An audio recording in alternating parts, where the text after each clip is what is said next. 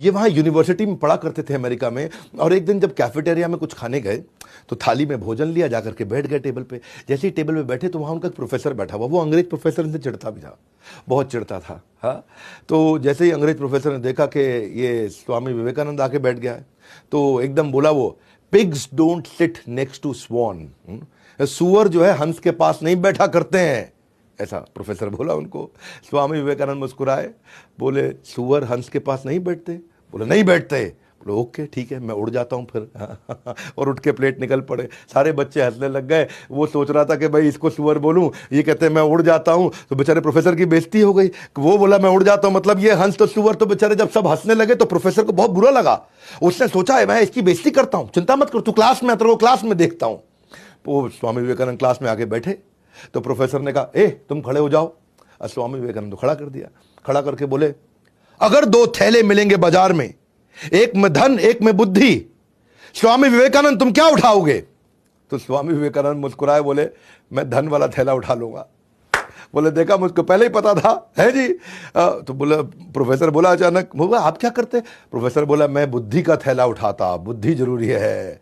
स्वामी विवेकानंद बोले ठीक बात है, जिसके पास जो नहीं है वो तो वही उठाएगा ना। हाँ, अब बच्चे बहुत जोर से हंसने लगे, है जी। उसने टीचर को फिर बेवकूफ़ बना दिया। लेकिन टीचर को जो है ना गुस्सा बड़ा, बोला इसको भी सिखाता हूं, मैं अभी सिखाता हूं। अगले दिन उसने टेस्ट ले लिया सबका, बोला सब टेस्ट दो। स्वामी विवेकानंद ने टेस्ट दिया, बहुत देर बैठ के बढ़िया टेस्ट दिया, इतनी शीट भर दी। तो जब प्रोफेसर के पास सारी शीट आई, प्रोफेसर साहब ने शीट पढ़ी नहीं और नीचे लास्ट में आखिरी शीट पर लिख के दे दिया इडियट। इडियट लिखा, वापस कर दिया, है जी।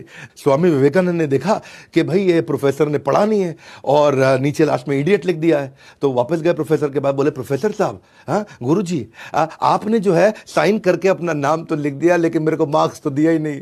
तो वो इडियट बता दिया कि आपने अपना, इतना तेज थे स्वामी विवेकानंद, इतना तेज थे कि प्रोफेसर बोले इडियट लिखा तो आपने साइन कर दिया, मतलब।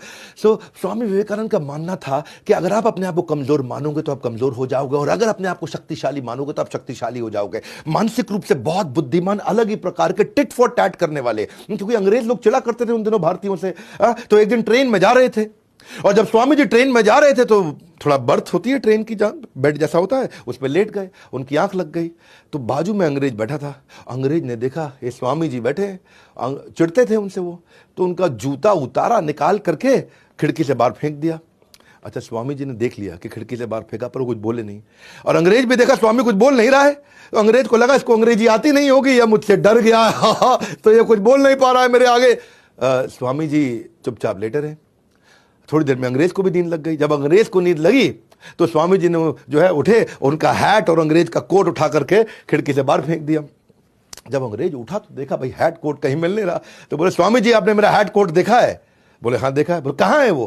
बोले वो मेरे जूते ढूंढने गए हैं। हाँ, मेरे जूते ढूंढने गए। इतना तेज टिट फॉर टैट करते थे। स्वामी जी के बारे में नेताजी सुभाष चंद्र बोलते थे कि ये फुल ब्लडेड मैस्कुलिन पर्सनालिटी है, फाइटर टू द कोर है। हाँ, फुल ब्लडेड का मतलब always enthusiastic, high on energy. ये कोई असाधारण वैसे स्वामी जी नहीं थे जो केवल हाथ ही जोड़ के ऐसे बैठे रहे, ये अलग प्रकार के स्वामी जी थे। इनका प्रेजेंस ऑफ माइंड बहुत तेज था। एक दिन जब ट्रेन में ट्रैवल कर रहे तो वहां कुछ लड़कियां आ गई सामने। लड़कियों ने देखा कि गेरुए वस्त्र में साधु बैठा है, बेवकूफ होगा, इसको कुछ बेवकूफ बनाते हैं।